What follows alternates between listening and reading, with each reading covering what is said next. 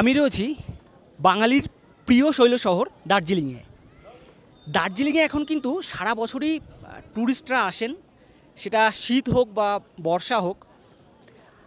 এবার এখানকার একটা ব্যাপার আছে, অনেকেই জানেন না যে দার্জিলিংয়ের অ্যাকচুয়ালি সিজন এবং অফ সিজন টাইমটা কখন।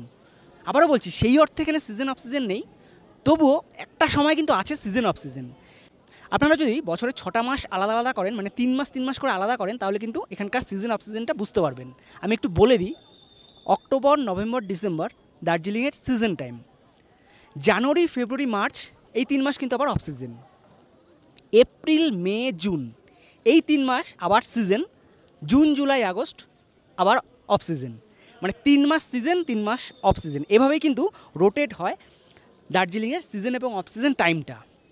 এই সিজন অফ সিজনটা কেন বলছি, এটা আপনারা কিন্তু মানে হোটেলে যদি আসেন এই ফারাকটা বুঝতে পারবেন। সিজন টাইমে হোটেলের রেটটা কিন্তু অনেকটা বেড়ে যায়, আবার অফ সিজনের আসলে রেটটা কিন্তু বেশ কিছুটা কমে যায়। এটা অ্যাকচুয়ালি আমিও বুঝতাম না প্রথম প্রথম। এখন যেটা মানে আমি বেশ কয়েকবার এসেছি দার্জিলিংয়ে, আসার পর এই জিনিসটা আমি অনেকের সাথে কথা বলেছি, এখানকার হোটেলের যারা আছে তাদের সাথে। তো তাদের কাছে কিন্তু এই যে সিজন এবং অফ সিজনটা, এটা কিন্তু এই 3 মাস করে ভ্যারি করে। তো যাই হোক, আমি রয়েছি ম্যালে, দার্জিলিংয়ের। অসাধারণ, সকালবেলা এসেছি, দারুণ লাগছে। ম্যাল সবসময়ের জন্যই বিখ্যাত একটা জায়গা, একটা পছন্দের জায়গা।